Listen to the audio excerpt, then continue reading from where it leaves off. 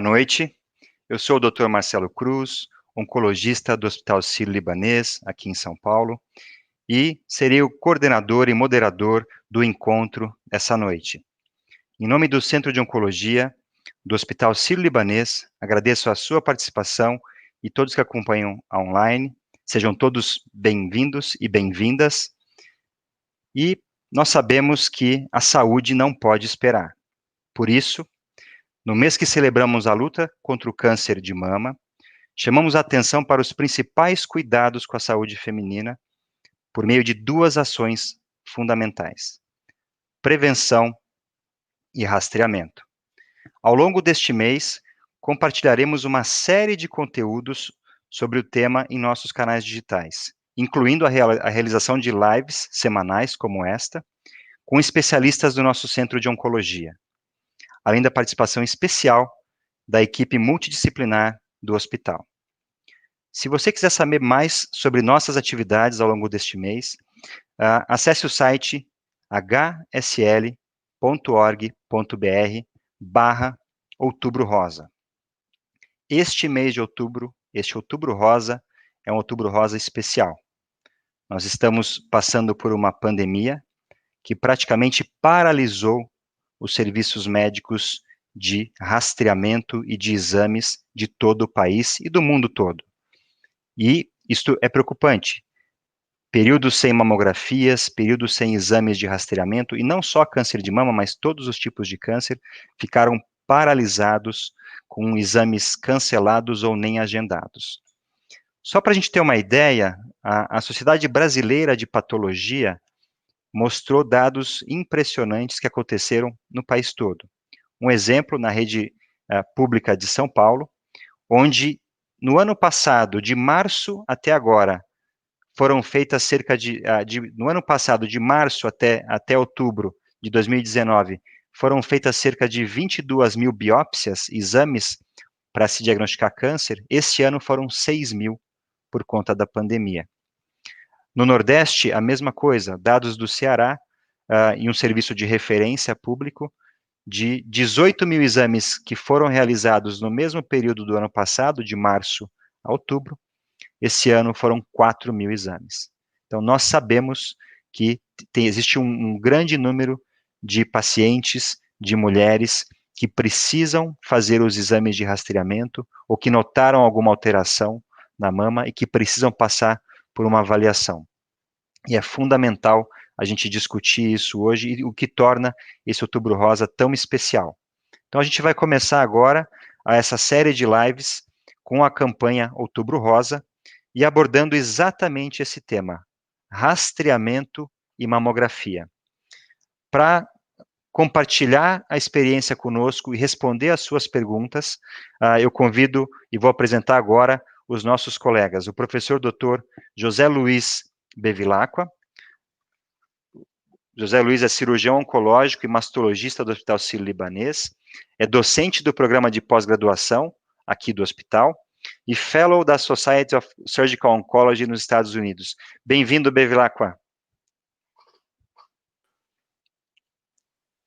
Boa noite, obrigado pelo convite, é um prazer estar aqui com vocês. Gostaria de convidar a doutora Larissa Assad Moisés. Ela é médica radiologista, expert em análise de imagens de câncer de mama, aqui do Hospital Sírio-Libanês. Olá, Larissa, boa noite. Olá, pessoal, boa noite. Queria agradecer muito pelo convite, estou me sentindo muito honrada de poder participar dessa live super importante para toda a nossa população nesse mês. Muito obrigado pela presença. E o Dr. Rudinei Link, oncologista clínico e doutor em oncologia do Grupo de Oncologia Mamária do Hospital Sírio-Libanês e do Instituto do Câncer do Estado de São Paulo, do ICESP, Faculdade de Medicina da USP. Bem-vindo, Rudinei. Muito obrigado, Marcelo. Boa noite a todos. Boa noite, Bebel. Boa noite, Larissa. Boa noite. E contaremos também com a participação da doutora Daniela Assad, oncologista clínica do Hospital Sírio-Libanês em Brasília, que vai coordenar o chat e nos ajudar com as questões e com as perguntas que surgirem. Então, podem mandar suas dúvidas. Hoje o tema é câncer de mama, rastreamento, mamografia, e claro que se você tiver alguma outra questão, converse e mande para a gente. Eu vou começar com um ponto importante que a gente já sempre recebe aqui de início, para falar em rastreamento. Vou convidar o Bevilacqua para responder. Bevilacqua, hoje, qual que é a recomendação hoje para as mulheres, para a população geral de mulheres no país, de idade de iniciar o rastreamento, e qual exame é recomendado para a população geral? Bom, o exame de rastreamento mais importante que nós temos de exames de imagem é a mamografia. A mamografia em pacientes que têm risco da população geral, sem outros fatores de risco maiores, por exemplo, histórico familiar, etc., você deve começar a fazer o rastreamento mamográfico com mamografia a partir dos 40 anos de idade anualmente. Isso é a recomendação das diversas sociedades de radiologia, Sociedade Brasileira de Mastologia, Sociedade Brasileira de Oncologia e Cirurgia Oncológica. Em mulheres abaixo dos 40 anos de idade, deve-se fazer, não há necessidade de rastreamento, aquela mulher que não tem sintoma nenhum, fazer nenhum tipo de exame de imagem de mama. Basicamente, um exame clínico das mamas, a partir dos 20 anos de idade, anualmente, por uma pessoa que saiba examinar as mamas, é o suficiente. E, obviamente, as mulheres acima de 40 continuam fazendo anualmente, junto com o exame clínico das mamas também. Essa é a base do rastreamento de câncer de mama. Mulheres acima de 40 anos de idade, no qual a mama mais jovens, por volta dos 40, que pode ter a mama mais densa do ponto de vista radiográfico da mamografia, o ultrassom pode ajudar, mas a Larissa pode discorrer mais sobre esse assunto com maior propriedade do que eu. Excelente. Você tocou num ponto importante, que é a questão da idade, né, o exame para a gente fazer, e que abaixo dos 40 anos, a gente vê muitas vezes as mulheres mais jovens sentem alguma coisa, que na maioria das vezes são lesões benignas, que merecem investigação, mas não fazer o rastreamento ativo, né? A pergunta que vem é para mulher, uma paciente, uma mulher de risco, que não é paciente, uma mulher de 35 anos, que tem história familiar de câncer, a mãe teve câncer, a avó teve câncer de mama. Para esse grupo de risco familiar, essas mulheres mais jovens, existe alguma recomendação especial? Ou qual que é a sua recomendação como especialista para esse grupo de mulheres? As mulheres que têm o risco vitalício, o risco até os 90 anos de idade, acima de 20%, de acordo com alguns até modelos matemáticos, associado ao histórico familiar, um fator de risco acima de 20%, um risco vitalício associado ao histórico familiar, se recomenda também incluir a ressonância magnética no rastreamento. Especialmente se o paciente tiver já sabidamente uma mutação genética de uma síndrome hereditária que envolva risco de câncer de mama, também pode se beneficiar do rastreamento, incluindo a ressonância magnética.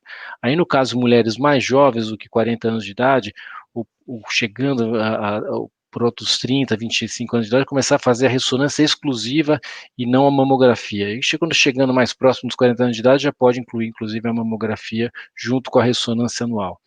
Existem mais algumas estratégias de tentar, nas mulheres que acima de 40 anos de idade, no qual tem esses fatores de risco bastante importantes, intercalar a cada 6 meses fazendo uma ressonância ou mamografia, e geralmente essa mamografia acaba sendo feita junto com o ultrassom. Então, a cada 6 meses ela faria algum tipo de exame, além de uma avaliação por um médico especialista. Excelente. Larissa, você com a expertise em avaliar a imagem, como radiologista especializada em mama, né, doenças benignas e doenças malignas. Uma pergunta, o Bevilacqua colocou bem a idade de início, a recomendação para começar a partir dos 40 a fazer o rastreamento. Tenho duas perguntas para você. Se existe alguma idade, até que idade a mulher que nunca teve câncer de mama deve continuar fazendo o rastreamento, fazendo a mamografia anual e exames adicionais se tiver indicação? Essa é a primeira pergunta. E a segunda eu faço depois. Primeiro responde essa. É o seguinte, então, começamos com 40 anos, as sociedades brasileiras preconizam dos 40, elas falam até os 74, porém, com o aumento, né, da expectativa de vida, a gente tem que avaliar muito bem as pacientes, não se tem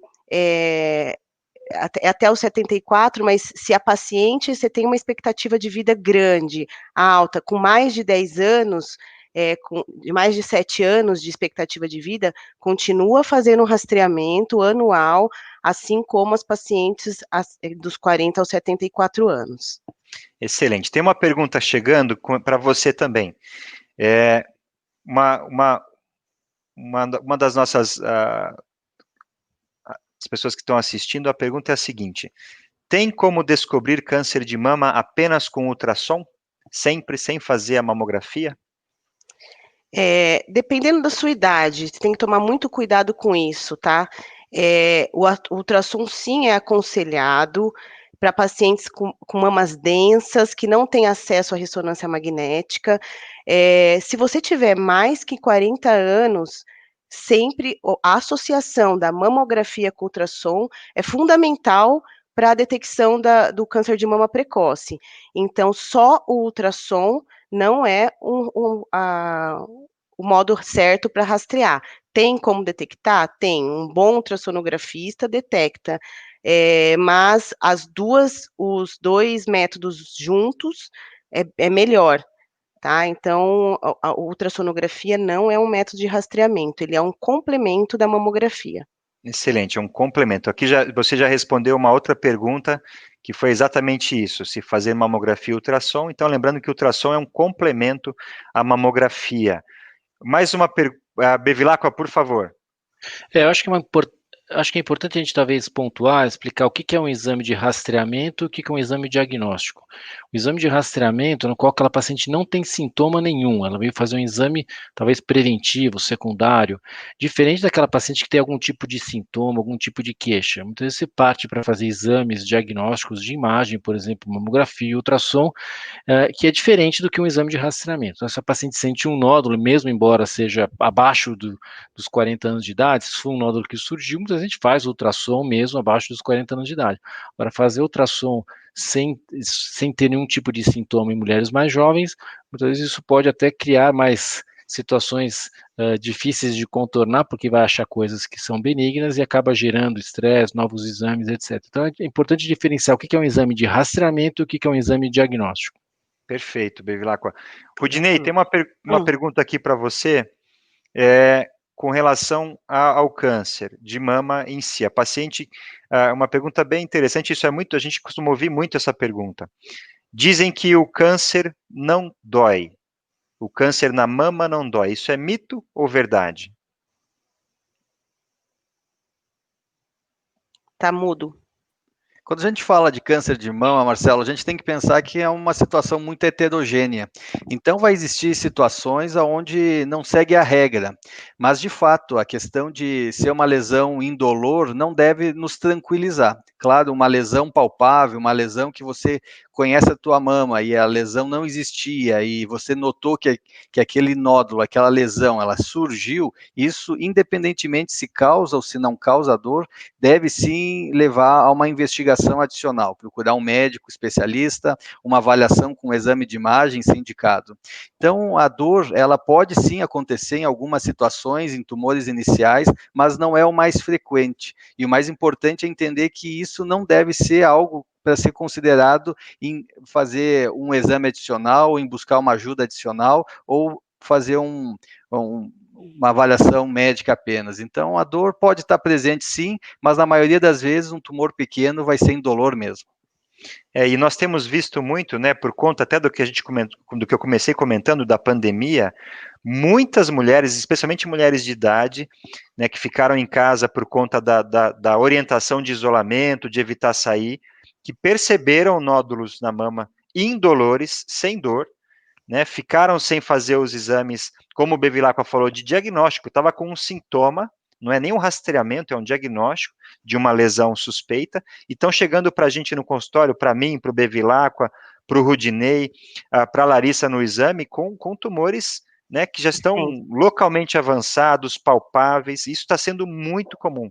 Essa questão da pandemia trouxe isso, então assim, o câncer de mama em geral não dói, e você que está em casa, você que tem a sua mãe ou a sua avó idosa que está em isolamento, até muitas vezes os filhos não estão vendo os pais mais velhos, estão evitando o contato por conta do risco da Covid, pergunte, ligue para ela, pergunte se ela percebeu alguma coisa diferente nos últimos meses e procurar a avaliação, porque o câncer não faz quarentena. Se tiver alguma lesão, precisa ser investigada, tá? Isso é importante. E mais uma para o Rudinei, se o Bevilacqua também quiser comentar, o fator de risco, Rudinei, para câncer de mama, os mais comuns, e se dá para prevenir.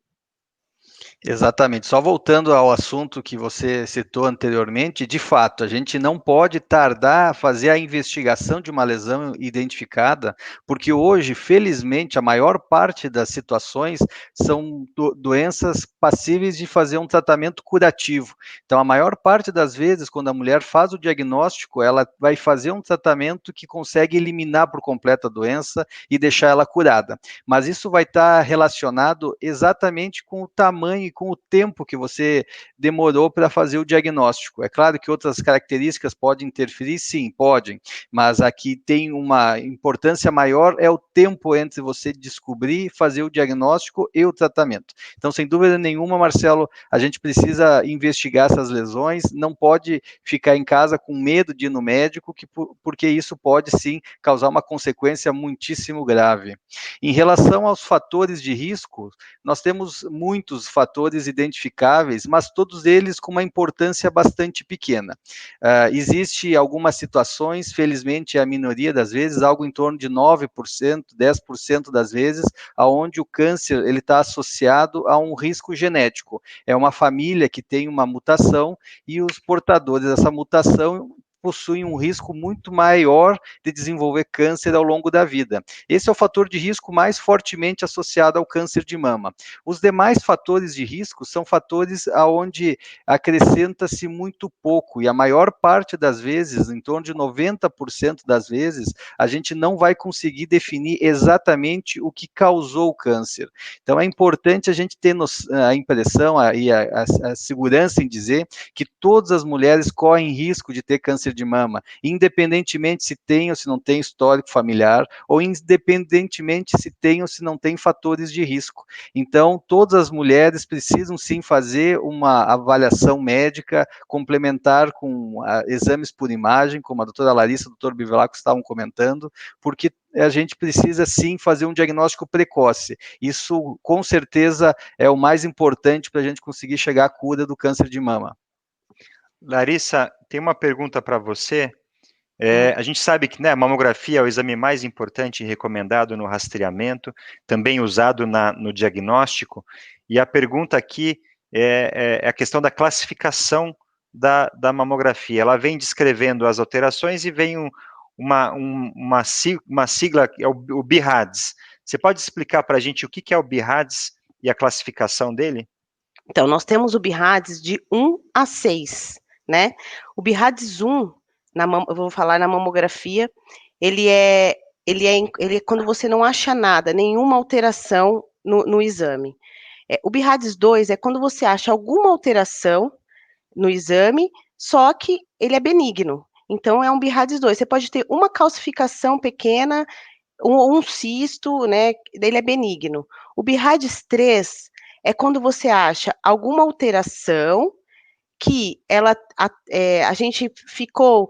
É aquela alteração que você vai ter que acompanhar de 6 em 6 meses. Então, alguma coisa que a gente ficou em dúvida, que pode crescer ou não, só que ele tem uma chance muito pequena de ser maligno, tá?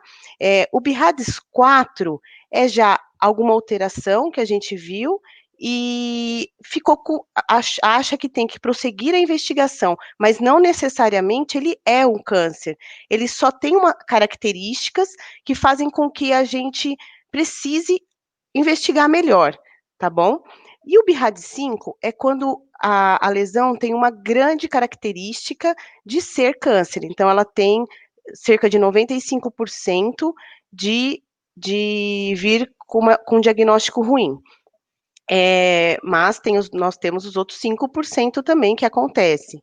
E o BIRADS 6 é quando você já tem o diagnóstico de câncer e já está fazendo o tratamento e a gente só está avaliando a lesão melhor com alguns outros métodos. Então, é basicamente isso. Eu tentei falar de um jeito mais simples para todos os internautas entenderem. Não, e lembrar que né, o diagnóstico definitivo de câncer é pela biópsia, Pela né, para a gente biópsia. fazer, eles todos indicam, sugerem, altamente, né, sugestivo, os 5 que você comentou, mas a biópsia é fundamental, até para a gente definir o tratamento, a gente depois pode discutir um pouquinho disso. Bevilacqua, tem uma pergunta para você de um colega nosso, é um colega médico aqui que mandou, o Bruno, especialista em reprodução humana, e fez uma pergunta aqui. O Ministério da Saúde, né, a gente tem essa questão da recomendação de rastreamento, que diverge um pouco. O Ministério da Saúde recomenda hoje a mamografia a cada 2 anos e após os 50. Mas a gente tem aí o Colégio Brasileiro de Radiologia e outras sociedades recomendando a partir dos 40. Vocês podem comentar? Quer comentar um pouco? Depois a Larissa comenta também.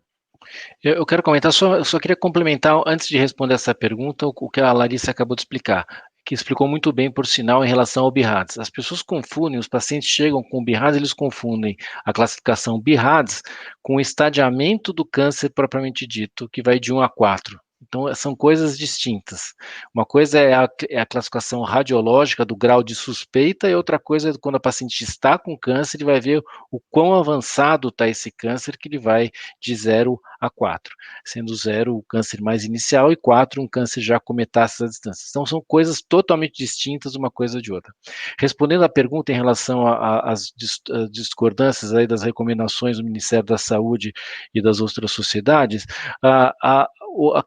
que nós recomendamos aqui, o Hospital Sírio-Libanês, o Centro de Oncologia, o Centro de Mastologia, recomenda que se faça rastreamento mamográfico anual a partir dos 40 anos de idade. Isso é uma recomendação de praticamente todas as sociedades relacionadas à oncologia ao redor do mundo. Alguns órgãos governamentais, pensando em custo-efetividade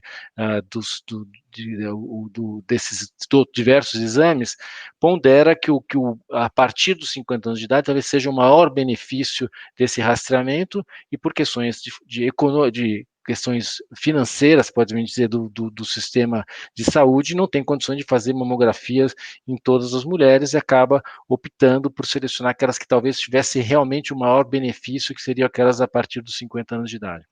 Em relação ao intervalo de 1 a 2 anos, também é algo que entra nessa mesma linha da custo-efetividade. Excelente. A Larissa já comentou, exato, mas eu acho que talvez a Shirlene aqui entrou depois, e ela fez uma pergunta que eu acho que vale a pena repetir. Ela faz a seguinte pergunta: minha mãe tem 81 anos, pelo que eu estou entendendo, nunca teve câncer de mama. Precisa fazer anualmente mamografia? O histórico familiar dela não tem, parece que não tem histórico tão forte. 81 anos de idade. Então, a pergunta da Shirlene é uma pergunta que muitas pessoas fazem para a gente na hora do exame. A gente tem que ver se a sua mãe não tem nenhuma outra comorbidade, alguma outra doença alguma outra doença muito grave, ou alguma doença que vai acarretar, vai dificultar ela vir até aqui para fazer o exame, que ela não tem uma expectativa de vida tão grande. Agora, se sua mãe for uma mulher saudável, que ajuda a família, que se ajuda, consegue andar, não tem as doenças normais da idade mais avançada, ela pode sim continuar fazendo o rastreamento. Excelente. Mas sempre, lembrando, conversar com o médico, tá? Quem tem que te dar essas orientações, as orientações para sua mãe, é o médico dela, o mastologista, o clínico que ela passa. Muito bem. A Liliana pergunta, Rudinei, acho que uma questão interessante também, vale a pena você explicar o que é, né, ela pergunta sobre o CA15-3, o marcador tumoral. Acho que vale a pena você falar um pouquinho o que é o CA15-3, que a pergunta dela é: qual é o papel do CA15-3 no rastreamento do câncer de mama? Liliana, nenhum. O CA15-3 é uma proteína que a gente expressa em algumas células do nosso corpo, e alguns tumores de mama, eles conseguem ter uma expressão maior do que as células naturalmente expressam. Então, em algumas situações, a gente vai ter um tumor que consegue fazer com que o valor do CA15-3 seja elevado no sangue, e a gente pode detectar isso. Mas isso é usualmente um acontecimento que a gente vê em tumores muito avançados, normalmente tumores já metastáticos e tumores que estão em tratamento de câncer já há algum tempo. A chance de a gente detectar um câncer inicial com a alteração do 15-3 é muitíssimo baixa.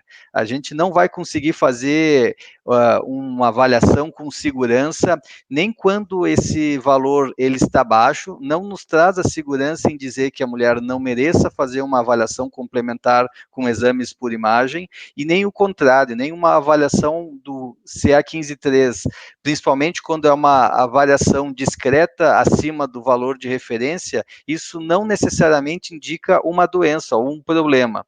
Então, na prática, o CA15-3 não deve ser utilizado como uma ferramenta de rastreamento para o câncer de mama, e sim uma situação quando o tratamento já está estabelecido, principalmente em doenças avançadas, com uma maneira de você acompanhar a efetividade do tratamento. Joia. Bevilacqua, uma questão que surgiu recentemente, aí nos últimos anos, a questão do silicone. Uma pergunta aqui se o silicone existe relação entre o silicone, né, que se usa para fazer a cirurgia plástica de mama, uma mamoplastia, né, a estética da mama, se o silicone pode causar câncer de mama, tem alguma relação com câncer de mama? O que surgiu, o silicone, foi há décadas atrás, surgiu uma possibilidade do silicone causar algumas doenças autoimunes, doenças do colágeno, o que não se comprovou. Recentemente, eu digo isso por volta de uns 2 anos, uma marca específica de silicone, que tinha umas próteses texturizadas, houve um aumento 10 vezes maior em relação às outras marcas, de um câncer muito raro, raríssimo por sinal, que era um tipo de linfoma que dá na mama, relacionada a essas próteses. Então, mesmo essas próteses que têm essas características, que as mulheres estão com elas, que foram centenas de milhões de mulheres ao redor do mundo, não precisam ser retiradas. Elas precisam, caso tenha algum tipo de sintoma, precisaria se investigar, e provavelmente não vai dar nada, mas precisa ser investigado. Então, ele poderia causar uma marca específica, foi retirada essa marca do mercado por conta disso, não se utiliza mais essa marca específica, mas a gente sabe que poderia, teoricamente, causar algum tipo de linfoma, que é um câncer muito raro. O silicone, de maneira geral, não causa câncer de mama. Ótimo. Larissa, eu vou te pedir para... tem várias perguntas que dá para a gente resumir e colocar em uma só, inclusive algumas pessoas aqui, a Marineide perguntou, ela descobriu um câncer no final de 2019 com uma mamografia, porém todo ano ela fazia o exame e acha que passou desapercebido em 2018. A pergunta é, a mamografia não é 100%, né, para achar o tumor? E já vieram 2 outras perguntas falando, olha, será que existe a chance de fazer mamografia e não achar um nódulo, e fazer o ultrassom e achar o nódulo, ou a ressonância? Então explica para a gente essa questão, o que pode acontecer às vezes, que a gente num exame não acha a lesão e no outro aparece. Nós temos, primeiro vou responder a questão da mamografia. A mamografia, sim, a gente tem uma porcentagem de 43%, sim, 43 a 50% de chance de detecção. Então, nós temos aí mais 50% que a gente pode não detectar o câncer de mama, tá? Então, só que é por isso que a gente fala que muitas vezes a mama densa, você precisa fazer um ultrassom para associar, para aumentar essa porcentagem de detecção do câncer. Então, assim, respondendo a primeira pergunta da Marineide, pode sim, a gente pode sim não ver aquela lesão naquele momento. E depois do outro ano, a gente vê mais nitidamente, porque ela pode ter dado uma crescida. A outra questão, desculpa, Marcelo, Era isso, essa questão de complementar os exames, né? Se você fez a mamografia, a mama é densa, paciente mais jovem, você acaba tendo isso. que E a gente tem que complementar. saber que a gente tem 3 métodos diagnósticos, tá? Cada um tem a sua função. Então, nós temos a ressonância, o ultrassom e a mamografia. Cada método diagnóstico, ele tem um jeito diferente de aquisição, né? Da gente fazer o exame. Tá? Por que se usa a mamografia? Porque a mamografia, ela é o método mais fácil para a população geral de atender a população geral. E ela tem uma boa porcentagem de detecção do câncer de mama. A ressonância magnética é um excelente exame, tem uma porcentagem grande de detecção de câncer de mama, mas ela não está acessível a toda a população. Tá? O que a gente tem que entender é que a mamografia, ela vai, no final, ela vai reduzir, sim, ela tem uma grande redução na mortalidade das mulheres com câncer de mama. Bom, aproveitando que você está falando de imagem, tem um monte de pergunta pedindo para falar de novo sobre o BIRADS, sobre a classificação, né? Então, assim, essa sigla, né, é uma sigla americana, né, o Breast Imaging and Reporting System, né, Data System, é o sistema de análise da imagem e de relatório da mama, que é para ser unificado no mundo todo mundo fala a mesma língua. Agora, explica de novo a questão do 1 até o 6. Juro que vai ser só mais uma vez. Essa é uma pergunta muito... E até boa as clientes, as pacientes saberem, porque isso causa muita ansiedade nas pacientes. Você vem com um diagnóstico de BIRADS 4, elas vão no Google e a hora que abre um BIRADS 4, aparecem umas coisas muito assustadoras, né? Então, assim, por isso que eu vou reforçar aqui, Marcelo, você me desculpa, para a gente, toda vez que vocês tiverem alguma dúvida, entre num site confiável, entre aqui no site do Sírio-Libanês, aqui tem um canal que vai responder suas dúvidas, ou se não responder, tem vários comentários sobre isso, tá? Então, assim, para vocês abrirem o Google e ver essas imagens, e ver o tipo de biópsia que faz, muitas vezes assusta. Então, vamos lá de novo para o BIRADS. Então, nós temos o BIRADS de 1 a 6, sendo que o BIRADS 1 é quando a gente não acha nada na mamografia, uma mamografia totalmente sem lesão nenhuma.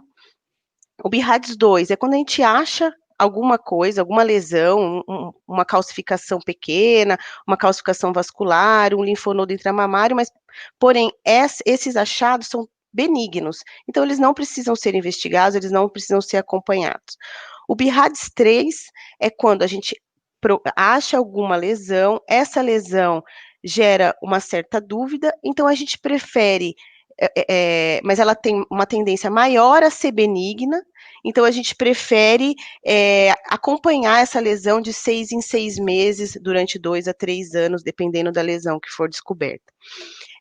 Porém, a gente tem que saber que é uma chance muito baixa do BIRADS 3 ser maligno. Então, assim, eu vejo muitas vezes a gente dando BIRADS 3 e depois de uma semana o paciente chega aqui fazendo biópsia. Então, assim, a paciente está sendo submetida a uma biópsia muitas vezes sem necessidade.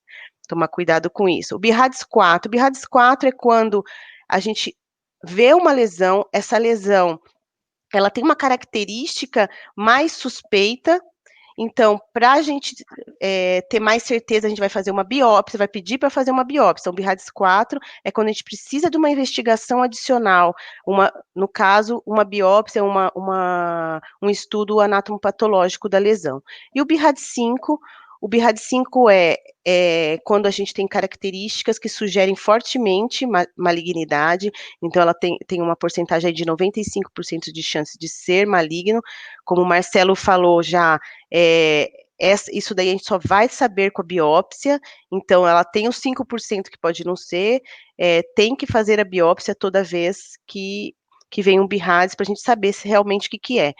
E o BIRADS 6 é quando a paciente já tem o diagnóstico de câncer de mama, porém ele está tratando, está fazendo uma quimioterapia, ou então está só acompanhando por algum outro motivo, por alguma outra doença que ele está associada. Então ele vem com a gente já com o diagnóstico, e a gente dá o BIRADS 6 para falar que a gente já sabe que ele tem esse diagnóstico de câncer de mama. Excelente. Lembrando que ao longo desse mês, nossos canais eletrônicos do Hospital Sírio-Libanês vão estar cheios de informações, teremos as lives semanais discutindo o câncer de mama, e lembrando para vocês que o site é hsl.org.br/outubro rosa. Bevilacqua, tem duas perguntas aqui, que também, mais de duas aqui, que vão para a mesma questão aqui. A Angie perguntou, né, se um nódulo benigno pode virar maligno, e nós tivemos também algumas perguntas de cisto, se um cisto mamário pode virar um câncer. Bom, muito bem. Respondendo à primeira pergunta, o nódulo, geralmente ele surge, ele pode ser um câncer. Dificilmente um nódulo que é sempre, que eu tenho certeza que é benigno, vai se transformar num câncer, num tumor maligno. A questão é que quando o nódulo, um câncer, é muito pequenininho, ele pode parecer que seja um nódulo com características radiológicas benignas. Muitas vezes a gente acaba acompanhando e caso surja alguma alteração, nós fazemos umas biópsias, geralmente biópsias percutâneas, guiadas por ultrassom, por mamografia ou mais raramente por ressonância magnética, para saber a natureza, tirar um pedacinho do nódulo para saber se ele é um câncer ou não. Então, quando eu tiver certeza absoluta que um nódulo é benigno, ele não vai se transformar no câncer. Muitas vezes essa certeza é tida com o passar do tempo, do acompanhamento, por exemplo, um nódulo, um exame de BIRADS-3, fala, olha, é provavelmente benigno, é tão baixo o risco desse nódulo ser câncer que a gente acompanha e que se ele se mantiver estável ao longo do tempo, por volta de uns 2 anos, a gente sabe que ele é um nódulo benigno, a gente atribui uma benignidade a esse nódulo. Agora, caso ele seja um câncer, ele vai crescer e se crescer geralmente em 6 meses ele não vai crescer significativamente a ponto de expor a paciente a um risco. Então esse é o racional do acompanhamento. O cisto mamário são nódulos, são bolinhas que contêm líquido dentro, geralmente líquido bem fluido, que são chamados, e ele é lisinho por dentro, eles chamam cisto simples. Isso é absolutamente comum, boa parte das mulheres normais tem isso, se fizesse ultrassom em todo mundo, talvez a maioria delas achasse algum tipo de cistos mamários. E geralmente as mulheres que têm mais de um cisto são mulheres que geralmente têm dor antes da menstruação, aquela dor mamária, isso é um tipo normal de mama, isso não é uma doença, isso é uma coisa que não precisa ser tratado. Então, cistos mamários são doenças benignas. Algumas vezes você pode ter cistos que têm alguma dentro dele, você pode ter algumas coisas que pode eventualmente ser alguma outra coisa suspeita ou maligna, mas é muito raro. E caso tenha alguma coisa desse tipo, a gente continua a investigação através de uma punção, de uma biópsia, desse tipo de alteração. Excelente. Rudinei, a gente tá no Outubro Rosa, a gente fala de câncer de mama, a gente fala do câncer nas mulheres, mas surgiu uma pergunta muito interessante que a gente não pode deixar passar, que é o câncer de mama em homens, né? Qual que é a frequência, a incidência de câncer de mama em homens, e como é que a gente faz para descobrir ou diagnosticar o câncer de mama em homens? Excelente pergunta, Marcelo. De fato, quando a gente fala de câncer de mama, a maior parte das vezes, evidentemente, vai ser em mulheres, mas algo em torno de até 1% das vezes o câncer de mama surge em homens. Então, é uma situação bastante rara, mas é algo que a gente precisa ter muito cuidado, porque a maior parte das vezes aquela lesão é negligenciada, às vezes até por uma falta de conhecimento, de entender que o homem sim pode ter uma lesão na mama e aquilo pode significar um câncer e algo muito grave. Normalmente, quando existe um câncer de mama em homem, além de todo o cuidado que a gente precisa ter no tratamento do próprio paciente, a gente precisa lembrar que isso é uma situação que nos gera um risco de ser algo relacionado à família, à genética, muito grande. Então, toda família que teve um caso de câncer de homem, câncer de mama em homem, a gente precisa ter o cuidado de avaliar a questão genética familiar, se possível fazer uma avaliação com um especialista, com um oncogeneticista e um teste genético, porque existe sim uma chance bastante aumentada de que aquela família seja portadora de uma alteração genética que faça com que os outros membros da família também tenham um risco aumentado de ter câncer de mama ao longo da vida. Joia. E o CA15-3 apareceu de novo aqui, viu? O CA15-3 é um assunto importante também. Excelente pergunta aqui da Lilian. ela teve câncer há 26 anos, ela está curada. Até hoje faço exames anuais, e o CA15-3 está sempre no meio dos exames. Será que eu preciso continuar fazendo? O CA15-3 é um exame simples, claro, não gera nenhum desconforto, em especial quando você acrescenta ele aos exames que você já iria fazer na rotina. É um exame relativamente barato. O maior cuidado que a gente precisa ter é com a interpretação desse resultado. Então, uma paciente, por exemplo, que já teve câncer de mama e faz um exame de CA15-3 e está normal, isso não nos traz a segurança absoluta de que as condição de saúde dela está boa.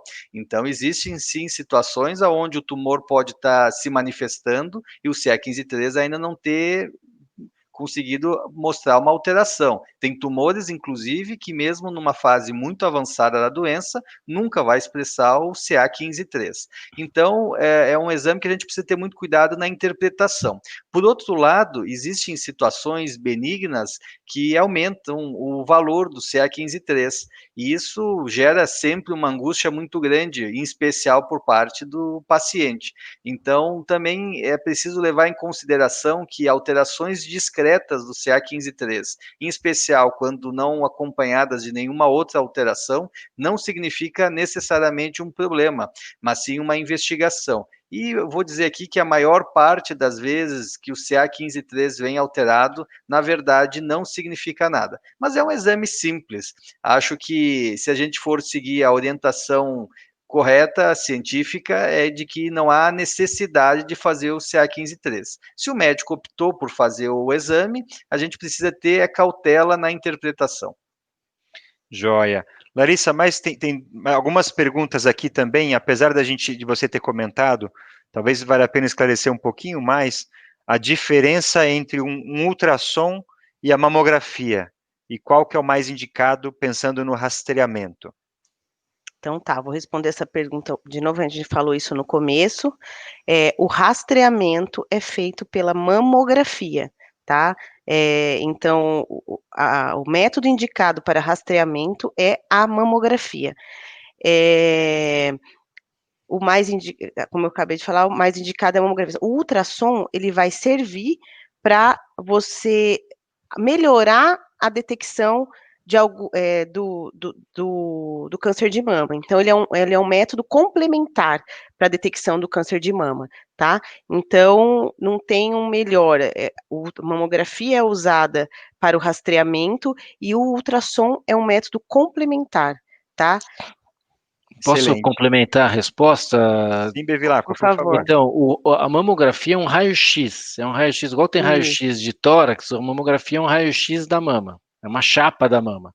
O ultrassom é um aparelho que emite uma frequência de som muito alta e o som bate nas estruturas ali da mama e volta e o aparelho pega e forma uma imagem. Então, a radiografia é uma energia, um raio-x, e o ultrassom é um outro tipo de exame totalmente diferente. A ressonância também é um terceiro tipo de exame de correlação de imagem, que E você tem um lembrando, grande campo magnético. Desculpe, pode falar, Laísa. desculpa, Bevilacqua, lembrando que nenhum método é 100% sensível para a detecção de câncer de mama, entendeu? Então, por isso que nós temos esses 3 métodos, para cada vez aperfeiçoar mais, para poder, quanto mais a gente aperfeiçoa esses métodos, mais a gente consegue ter uma detecção precoce do câncer. Excelente. Várias perguntas chegando aqui, só estou reunindo, porque tem algumas que perguntam fazem o mesmo tema. Deixa eu ver aqui. Larissa, você falou de ultrassom, de mamografia, de ressonância. Fala um pouco para a gente o que é a tomossíntese. Então, a tomossíntese, ela é uma evolução da mamografia digital, tá bom? Então, ela é um método onde você vai fazer sequências de raio-x, então você vai ter mais sequências de mamografia da parte da mama. Com isso, as mamas que são mais densas, a gente consegue tirar o parênquima da frente e consegue ver melhor as lesões que estão cobertas por esse parênquima, tá? A tomossíntese é uma mamografia melhorada que aumenta, sim, a taxa de detecção do câncer de mama. Melhora Joia. para a gente detectar o câncer de mama.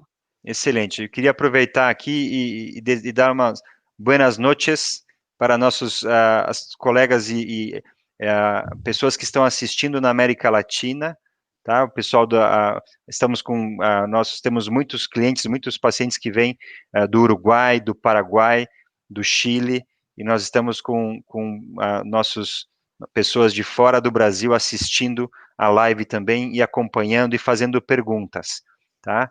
Então, sejam muito bem-vindos e bem-vindas. Bem-vindos. Eu queria aproveitar e perguntar para o Bevilá, como uma pergunta que tinha passado aqui, você falou bem do rastreamento, a idade a partir dos 40 anos, e a Liz lhe perguntou, por que 40 anos? Por que essa nota de corte de fazer rastreamento a partir dos 40 anos? O câncer é uma doença relacionada à idade. E aumenta com a idade. As chances de você acumular alterações, mutações que vão adquiridas ao longo do tempo é maior com o passar do tempo. E do ponto de vista epidemiológico, estatístico, começa a haver uma incidência maior de câncer a partir da 4ª década de vida. Então, por isso que você vai fazer um teste, um exame de rastreamento, para tentar pegar indivíduos que têm um risco maior de ter câncer. Se eu tenho uma doença muito rara, muito rara, por exemplo, câncer de mama abaixo dos 40 é muito incomum, não justifica do ponto de vista de rastreamento fazer exames de prevenção de rastreamento. Então, por isso você acaba selecionando para qualquer tipo de rastreamento, de maneira geral, e em medicina, aquelas doenças que começam a ter uma incidência maior na população e por conta disso é por volta dos 40 anos de idade, do ponto de vista epidemiológico, com câncer de mama. Joia. Uma coisa interessante, uma pergunta interessante, Bevilacqua, a gente falou de tanto exame, né, e também um ponto importante que foi colocado aqui, dentro também do rastreamento, qual que é a importância, a relevância do autoexame no rastreamento? Ótima pergunta. O autoexame foi, até algumas décadas atrás, era tido como uma forma de rastreamento. O autoexame foi retirado como uma forma de rastreamento eficaz para diminuir a mortalidade por câncer de mama, porque diversos estudos, alguns estudos com milhões, literalmente milhões de pacientes, mostrou que ele não melhora, não diminui a mortalidade por câncer, e pelo contrário, ele acabou aumentando muito desnecessariamente o número de investigações e biópsias desnecessárias nessas mulheres. Então, já o Ministério da Saúde, de vários outros órgãos internacionais, não coloca o autoexame como uma forma eficaz de rastreamento. É que ficou uma coisa muito enraizada na cultura nossa, o autoexame. O autoexame é uma coisa, outra coisa é um autoconhecimento. Então, é importante a mulher se conhecer. O autoexame seria fazer uma palpação em um determinado período do ciclo menstrual, todo mês. Isso não funciona. Isso não significa que a mulher não deve se palpar, ela deve se conhecer, mas se caso note alguma coisa, procure um médico. Isso não é o autoexame, isso é um autoconhecimento. Excelente. Tem uma pergunta importante que você e a Larissa que estão ali no dia a dia do diagnóstico, de fazer a biópsia, fazer punção na mama mais de 2, 3 vezes ao longo da vida aumenta o risco de câncer de mama? Tá, isso é uma pergunta extremamente comum. É cutucar a onça com a vara curta, isso atrapalha, espalha o câncer? Não tem nada que se comprove que isso acontece. Quando você tem algum grau de suspeita de uma lesão, um nódulo, você precisa prosseguir na investigação, que é através de amostras de pequenos fragmentos do nódulo ou células, para avaliar, para saber se aquilo tem alguma característica de câncer ou não. Joia. Uma pergunta muito interessante aqui da Ariane. Hoje eu fiz exame de mamografia e ultrassonografia. Tenho 44 anos. Primeira coisa, parabéns. Nós começamos falando na live, comentando dessa questão do atraso nos exames, a pandemia segurando as pessoas, desviou muito a atenção, com razão, a questão da Covid, mas que também o câncer não faz quarentena, a gente tem que voltar e manter os exames em dia. E a Ariane fez os 2 exames, ultrassom e mamografia, e a médica falou que ela tem a mama densa. Isso dificulta algum diagnóstico? E essa é a primeira pergunta. E a segunda, ter a mama densa traz maior probabilidade de câncer? Então, para a Larissa, exames de Eu vou imagem... responder a primeira, então. E o Bevilacqua responde a segunda. Então, o que que é a mama densa? A mama densa é quando você tem bastante tecido fibroglandular. Então, nossa mama é composta de gordura e tecido. Então, a mama jovem, a mama das pessoas mais jovens, eh, ela tem mais tecido fibroglandular, então ela fica na mamografia mais branca. Então, o rastreamento nessas pacientes com mama densa, que fazem só mamografia, fica mais comprometido sim. Por isso, associa-se o ultrassom. A mama densa, como seu médico deve te conhecer bem, ele já pede a mamografia e ultrassom, porque já sabe que você tem uma mama densa. Então, isso é até um rastreamento personalizado, que o seu médico sabe e já pediu, isso vai aumentar a chance da detecção se você tiver alguma lesão. Seguindo a outra pergunta em relação ao risco atribuído à mama densa, geralmente a mulher que não está na menopausa, que menstrua, você tem uma fonte de estrógeno enorme dos ovários, que no tecido mamário faz com que, na glândula mamária, faz com que ela se mantenha ali com bastante tecido mamário, bastante glândula. Já na mulher que está na menopausa, que deixou de menstruar, os ovários não funcionam mais, teoricamente o estrógeno que ela tem circulante é muito, muito pouco. Por algum motivo que a gente ainda não conhece, algumas mulheres que estão na menopausa, embora tenham uma taxa de estrógeno muito baixa no sangue, isso é o suficiente para que a mama responda muito a um estímulo hormonal.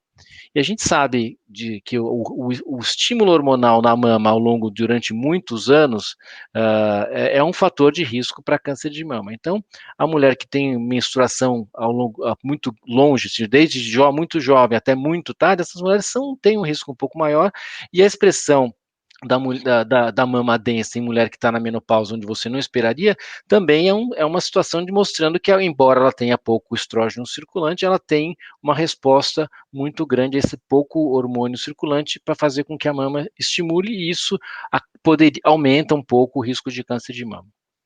Ótimo. Rudinei, tem uma questão aqui interessante do tamoxifeno, né? O tamoxifeno, já ouvi de paciente que toma para tratar o câncer de mama, mas também já ouvi de pessoas que tomam ele para prevenir o câncer de mama. O tamoxifeno, ele pode prevenir o câncer de mama, e quando que ele é indicado para quem nunca teve câncer de mama? Perfeito, Marcelo. O tamoxifeno é uma medicação muito utilizada no tratamento do câncer de mama já há muitos anos. Uma medicação muito bem conhecida e estudada, é uma medicação bastante segura. É uma medicação que ela tem como função bloquear o estímulo que o estrogênio faz sobre as células do tumor. Então, a gente não mexe nos níveis de estrogênio, mas o estrogênio circulante não consegue mais fazer o estímulo que ele faria naquela célula, e isso impede que a célula continue se desenvolvendo. A maior parte das vezes, o tamoxifeno é utilizado no tratamento do câncer de mama maligno já estabelecido, seja para reduzir o tamanho ou controlar o tamanho de uma situação onde o tumor não pôde ser retirado, ou seja, também para evitar que aquele tumor volte. E a gente chama essa situação do tratamento adjuvante, que é o tratamento que complementa a cirurgia. Então vamos lembrar que o câncer de mama maligno é uma célula que nasce na mama, ela começa a se multiplicar na mama, forma um nódulo, e a partir de um determinado momento, esse nódulo começa a soltar algumas células. E essas células, quando entram na circulação, elas funcionam como se fossem sementes, e que pode parar em qualquer parte do corpo, e a partir de uma única célula pode fazer o tumor voltar, ou o tumor se desenvolver em uma parte à distância, um órgão à distância da mama. Então veja que você fez o diagnóstico de um câncer maligno que estava identificado só na mama, você retirou aquele tumor, mas pode ter ficado algumas células para trás. E a maior parte das vezes o tamoxifeno vai ser utilizado justamente para a gente impedir que essas células que possam ter ficado para trás se desenvolvam e façam o tumor voltar, o tumor recidivar. Depende de como o médico fala. A gente pode dizer que isso é um tratamento adjuvante, ou você pode dizer que isso é um tratamento preventivo para que esse tumor não volte. Existe uma outra consideração, que seria quando a mulher nunca teve um tumor maligno de mama, e a gente estaria fazendo o tamoxifeno como uma estratégia para impedir que esse tumor pudesse se desenvolver. Essa já é uma estratégia bastante mais questionável. Maior parte das vezes o tamoxifeno vai ser utilizado mesmo como um tratamento do tumor de mama já estabelecido. Excelente. Olha, só para avisar quem está nos assistindo, a você que está nos assistindo, a Ellen, a Camila, a Sabrina perguntaram questões de mamografia, ultrassom e ressonância. Várias dessas questões já foram respondidas e essa live vai ficar gravada e vai ser disponibilizada depois no canal do Facebook do Hospital Sírio-Libanês. Então você poderá acessar, rever as questões e tirar suas dúvidas também dessas questões que já foram respondidas. Tá? Eu acho que vale a pena, tem mais um ponto aqui importante para Larissa. Larissa, a Fabi pergunta, qual dos 3 exames é mais indicado para quem tem prótese de silicone? A prótese, ela pode impedir a visualização de um nódulo? A prótese, ela é o seguinte, o melhor método para ver prótese é a ressonância magnética, tá? Mas nem sempre as pessoas têm acesso a esse método. Então, assim, na mamografia, a prótese vai dificultar um pouco nossa visualização, sim, porque a gente acaba não conseguindo ver a parte posterior da mama, muitas vezes. A gente faz as incidências que precisam ser feitas, a gente puxa a mama, mas nem sempre a gente consegue pegar toda a mama. Para isso, a gente utiliza também o ultrassom para ajudar a gente a ver o que a gente não viu na mamografia. Mas o melhor método é a ressonância magnética. Joia. Aqui teve uma questão também a respeito da indicação do Ministério da Saúde, do INCA, a partir dos 50 anos. O Dr. Bevilacqua já respondeu. Então, lembrando que a live vai ficar gravada, você pode acessar e rever essa questão. Uma pergunta aqui para o Bevilacqua. A Karina pergunta, por que amamentar protege a mama do câncer? Essa é uma boa pergunta. Mais do que importante do que a amamentação é a mulher ter o filho. A mama se desenvolve por completo quando a mulher chega a termo, tem um filho e começa a lactar. Isso é um fator mais importante do que a amamentação em si. Então, quanto mais jovem a paciente desenvolve por completo a mama e tem um filho, melhor é a proteção para desenvolver câncer de mama. Amamentar durante longos e longos anos, isso ajuda? Comparado à idade que a paciente teve o filho, esse critério é muito pequeno em relação ao tempo de amamentação. Então, obviamente, a amamentação é super importante para a criança, então tem que ser estimulada, mas como forma de prevenção de câncer de mama especificamente, o benefício existe, mas ele é pequeno. Não, excelente. Eu acho que você tocou num ponto, a gente já comentou um pouco sobre os fatores de risco e de prevenção, né, para câncer de mama em geral, né? Então, assim, ter um filho em idade mais jovem, né, que idade que seria essa, Bevilacqua, que protegeria melhor? Tem uma idade... Então, não existe uma idade, a idade obviamente é contínua, né? Amanhã o que você acredita que o ponto de corte seria por volta dos 30 anos, mas não é que é porque eu tenho 29 anos e 12 meses que eu não tenho risco, e a partir disso, para ter o primeiro filho, eu vou ter risco. Não, quanto mais jovem, melhor. Exato, né? Essa pergunta ela estou te fazendo porque tem uma outra pergunta que vai se encaixar exatamente nisso. Então, assim, quanto mais jovem ter o filho, e a sociedade moderna fez as mulheres começarem a ter filho com mais idade, quanto mais jovem, melhor. Amamentar tem essa questão da proteção, manter o índice de massa corpórea, fazer atividade física, dieta adequada, tudo isso ajuda, e já tem estudos mostrando que ajuda, né? Só para caracterizar... A Larissa falou o que, Larissa? Menos álcool, beber menos álcool. A mulher, ela é muito sensível, mais sensível do que o homem aos efeitos ruins do álcool. Tentando dar uma nota, tentando caracterizar de mais alto risco, de fatores de risco para os mais baixo risco. Então, assim, vou tentar listar de uma forma mais objetiva esse tipo de coisa. Então, a primeira coisa é ser mulher. Então, mulher tem muito mais câncer de mama do que homem. A outra é ter histórico de câncer que suspeite algum risco de câncer hereditário de mama. Outros é fazer radioterapia por tratamento de linfomas que envolvam a região da mama quando adulto jovem. Outras coisas, a paciente fez uma biópsia de mama por algum motivo e achou algumas alterações que não são câncer, mas são atipias, mas proliferações maiores. Outras são a paciente que entrou na menopausa tardia, que aí já começa a diminuir. Começou a menstruar em idade muito jovem, não ter tido filho, fazer atividade física, não beber o consumo de bebida alcoólica, são outros fatores que vão diminuindo cada vez mais em termos de prevenção e fatores de risco.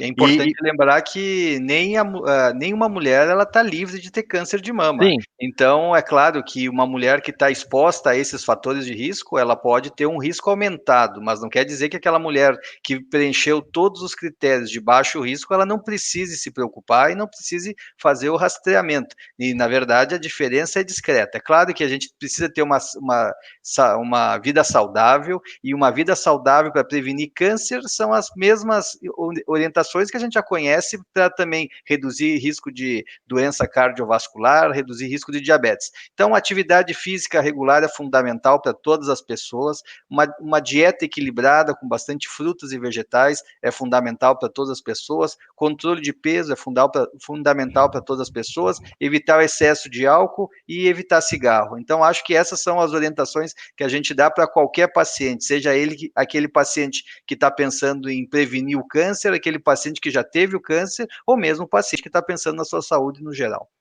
E esses são pontos importantes que a gente quis colocar por conta da mulher jovem, né? A gente fala do rastreamento a partir dos 40 anos, mas as mulheres abaixo de 40 também podem ter câncer de mama, como o Bevilacqua falou. Essa vida moderna está aumentando aí esse risco de desenvolver câncer de mama, que é pequeno abaixo dos 40, mas ele existe, e para isso também tem que ter essa questão da análise junto com o médico, de uma investigação de uma área suspeita ou uma lesão suspeita em mulheres jovens também. Nós não temos o rastreamento de população geral recomendado abaixo dos 40 anos, mas em casos individualizados, história familiar, tudo isso que nossos colegas colocaram, é importante colocar na balança para definir quando uma mulher jovem deve ou não fazer um exame de imagem, procurar um mastologista e fazer exames de imagem, tá? Então, esse é um ponto fundamental que a gente queria deixar também como mensagem para vocês.